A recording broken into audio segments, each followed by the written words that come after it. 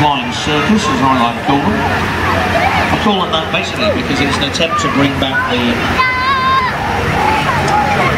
golden age of airshow aviation. Stop, haven't they, Charlie? The flying circuses that toured the country then.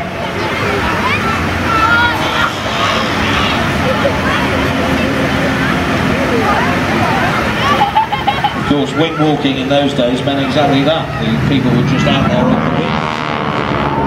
Exactly what it sounds like, walking about. This very much more safety conscious day and age. Health and safety now. Would you think that there are health and safety rules attached to it? Standing on the outside of an aeroplane, there is also health and safety rules for it.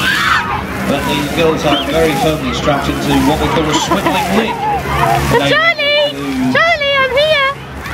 What they call acrobatics with aerobatics. They can even stand on their heads. Go on then! Yes, in fact, they are doing right as well. So I say Sarah Tanner, the wing walker on the lead aircraft.